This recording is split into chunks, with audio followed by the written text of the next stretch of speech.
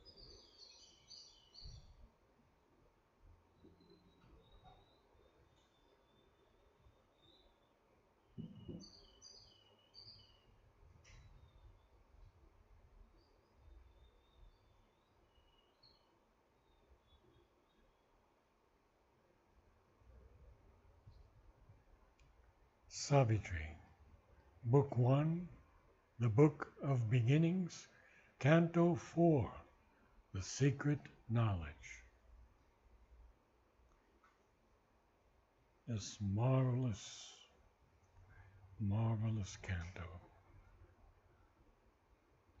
So we see that everything, even the impossible, is God's sign of things to be. But very few can look beyond the present state. We can't see our past lives. We don't know what the future is going to hold. And so Sri Aurobindo tells us that all that transpires on earth and all beyond are parts of an illimitable plan the one keeps in his heart and knows alone. That illimitable plan, of course, is the evolution to the state of perfection. On earth, it's the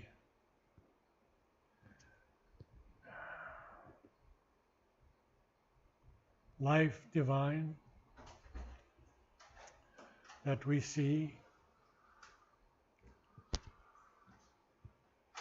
and on all the other worlds, he keeps this illimitable plan in his heart. And so we begin tonight's. Our outward happenings have their seed within. And even this random fate that imitates chance,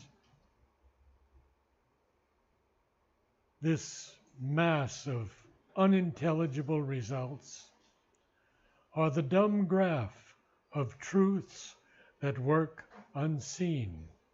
So this is most important. Sri Aurobindo tells us in the Essays Divine and Human, chance is not in this universe. The idea of illusion is itself an illusion. There was never illusion yet in the human mind that was not the concealing shape and disfigurement of a truth. It's a strong statement. There is no chance. Everything is predestined, but there's the freedom to work out our predestination individually as we will. And even this random fate that imitates chance, this mass of unintelligible results, are the dumb graph of truths that work unseen. The laws of the unknown create the known. And in the Life Divine, Sri Aurobindo explains this unknown that he capitalizes in Savitri and in many of his other works. The unknown is not the unknowable. It need not remain the unknown for us, unless we choose ignorance or persist in our first limitations. For to all things that are not unknowable, all things in the universe, there correspond in that universe faculties which can take cognizance of them. And in man, the microcosm, these faculties are always existent and at a certain stage capable of development. We may choose not to develop them. Where they are partially developed, we may discourage and impose on them a kind of atrophy. But, and here's the key, fundamentally, all possible knowledge is knowledge within the power of humanity.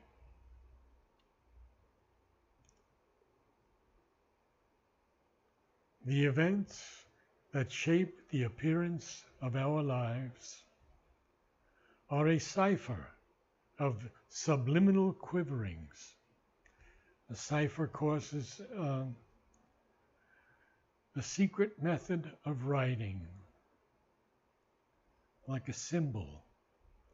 And Sri Aurobindo uses the old British word CYPHER and the current spelling CIPHER, both in Savitri. Subliminal. The real subconscious is neither diminished consciousness, close to the inconscient, is another diminished consciousness, close to the inconscient. The subliminal is a consciousness larger than our surface existence. But both belong to the inner realm of our being, of which our surface is unaware. So both are jumbled together in our common conception and parlance. And there's so much more to tell you about subliminal, but we'll go through that as we move along. So,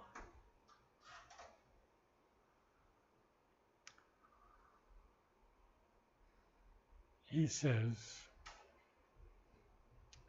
the events that shape the appearance of our lives are a cipher of subliminal quiverings, just quiverings, which rarely we surprise or vaguely feel, are an outcome of suppressed realities that hardly rise into material day. So these things that surprise us, catch us unaware, are simply an outcome of suppressed realities that hardly rise into material day. But what are they? They are born from the Spirit Sun of hidden powers, digging a tunnel through emergency. Magnificent line. Digging a tunnel through emergency. So the Spirit Sun of hidden powers must dig a tunnel through emergency. But who shall pierce into the cryptic gulf and learn what deep necessity of the soul determined casual deed and consequence? So that's the question he posits to us now. Who shall pierce into this cryptic gulf. And who shall learn what deep necessity of the soul determined casual deed and consequence? Question mark. Absorbed in a routine of daily acts, our eyes are fixed on an external scene. We hear the crash of the wheels of circumstance and wonder at the hidden cause of things. And so this is actually pretty much, we could say, the understanding of science, that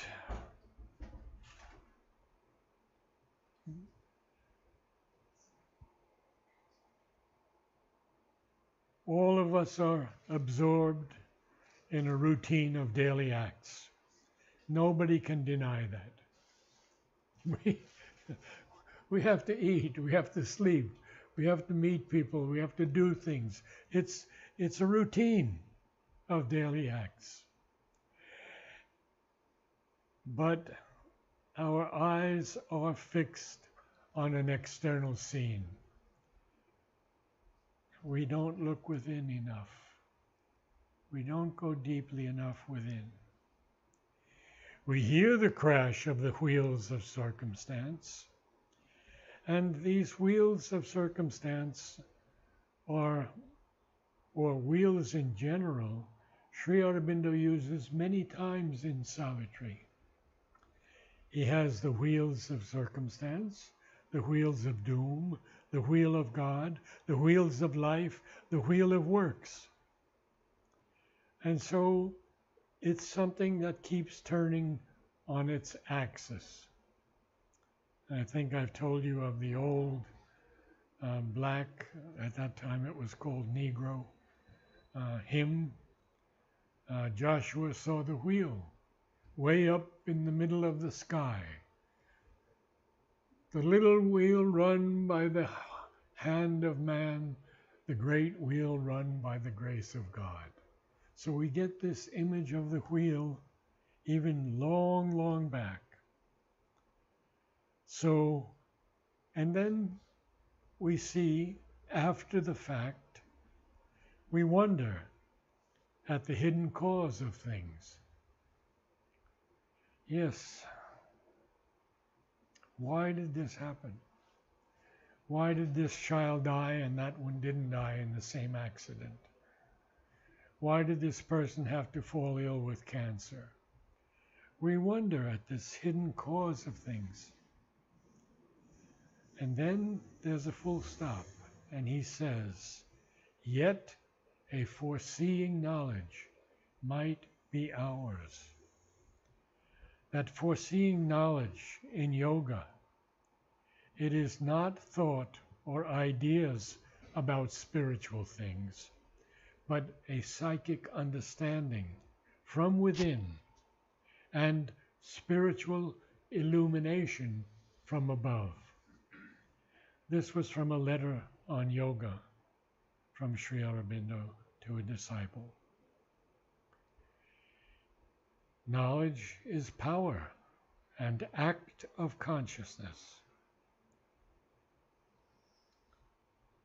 Knowledge is the consciousness of unity with the One. Essays on the Gita. And then a little from the synthesis so that we can really begin to understand this knowledge.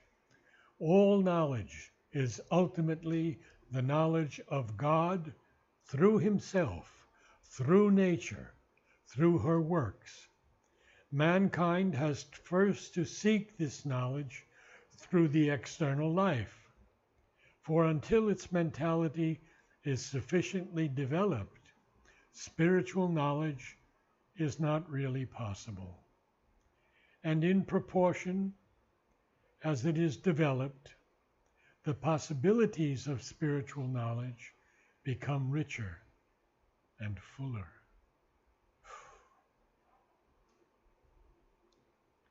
If we could take our spirit's stand within, if we could hear the muffled daemon voice, so if we could do these things, daemon, of course, is a guardian spirit in Savitri.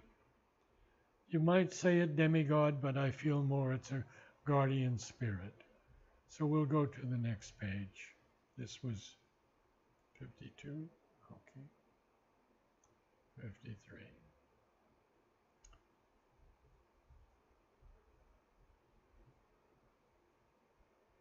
Too seldom is the shadow of what must come cast in an instant on the secret sense, which feels the shock of the invisible, and seldom in the few who answer give, the mighty process of the cosmic will communicates its image to our sight, identifying the world's mind with ours. So let's take a look at this cosmic will, but because Sri Aurobindo defines it very clearly. Agni is the Deva, the all-seer, manifested as conscious force, or, as it would be called in modern language, divine or cosmic will, first hidden and building up the external worlds, then manifest, born, building up in man the truth and the immortality. How beautiful that is, huh? So we see that in man, Agni is building the truth in us and the immortality.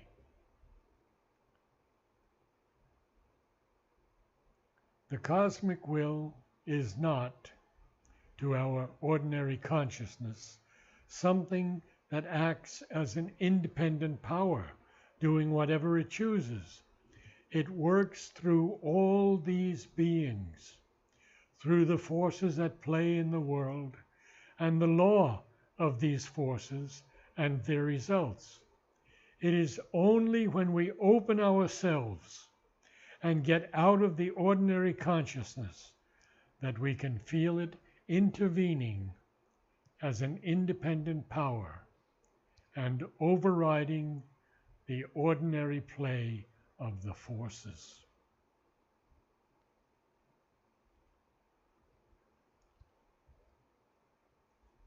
Our range is fixed within the crowded arc of what we observe and touch and thought can guess.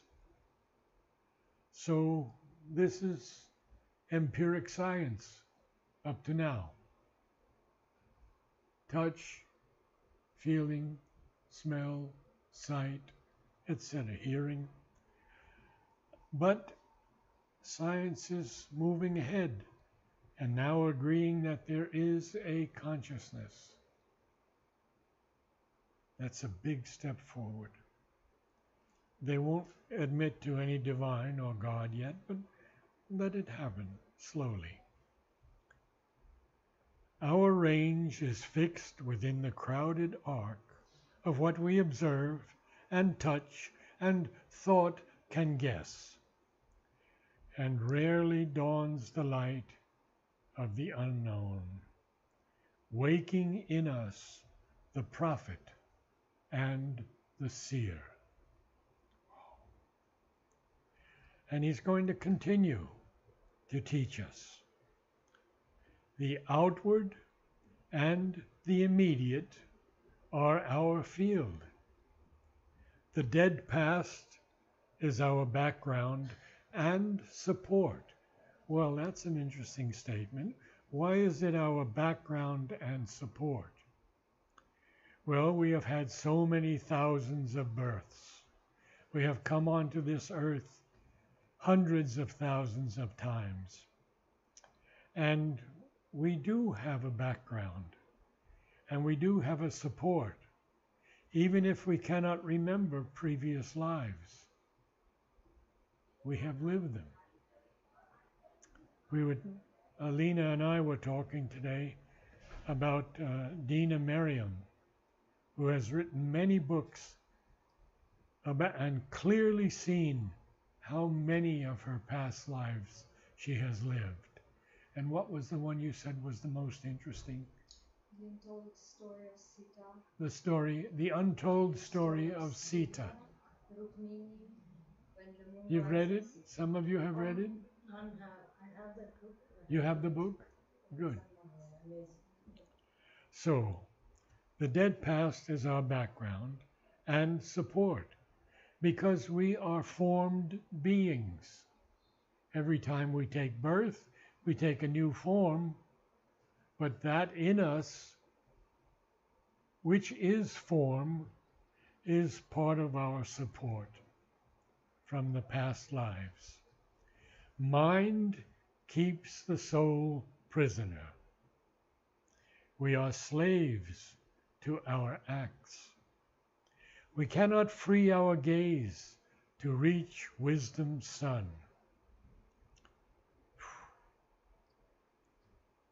So we'll go on because he's telling us so many things, trying to get into our consciousness to rise above the animal mind.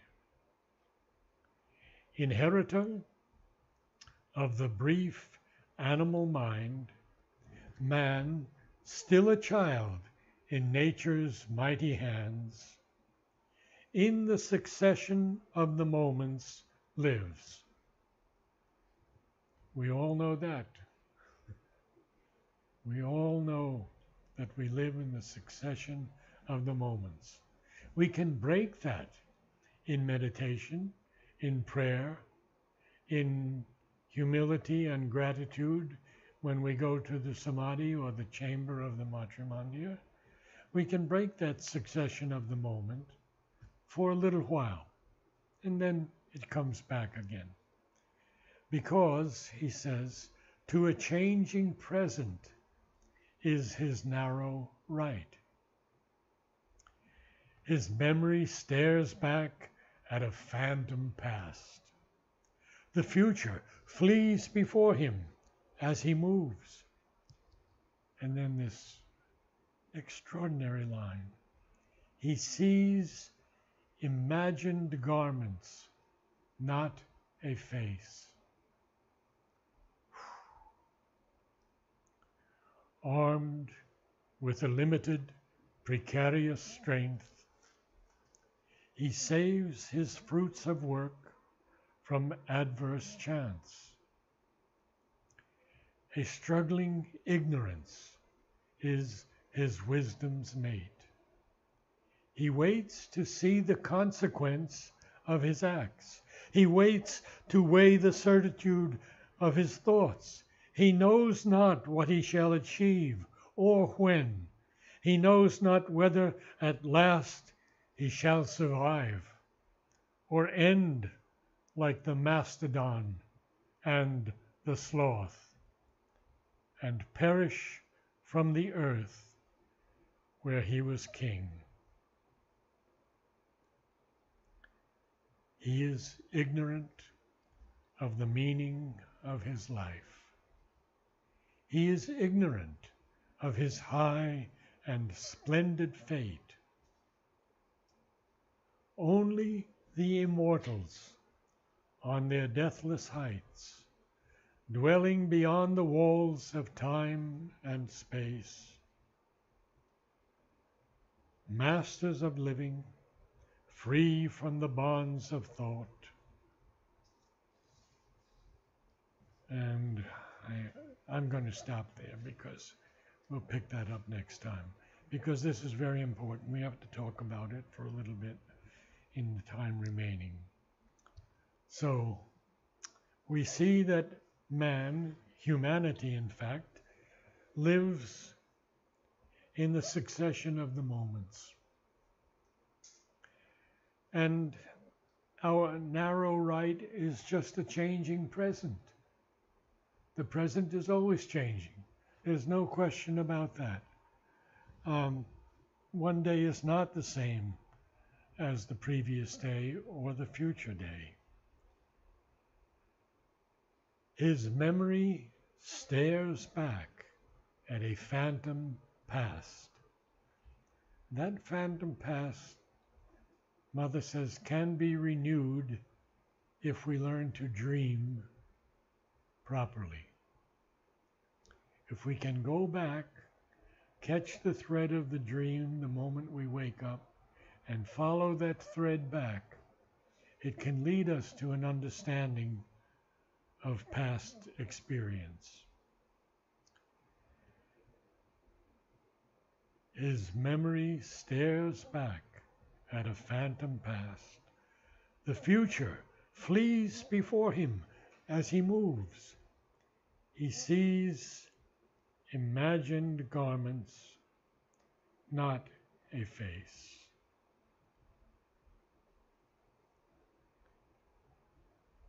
Armed with a limited, precarious strength, he saves his fruits of work from adverse chance. Would you like to read for us? Is that where you're stopping now Hmm? for today? Is that the line where you're stopping? Yeah. Because you read further. Yeah, but I want to stop at the full stop, period.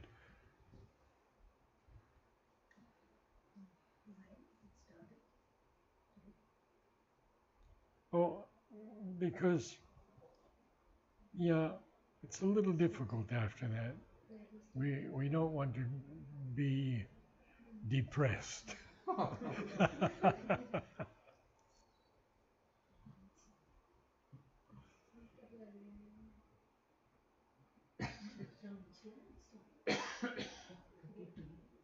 From 52. 52.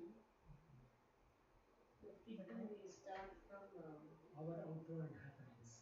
Our Our outward happenings.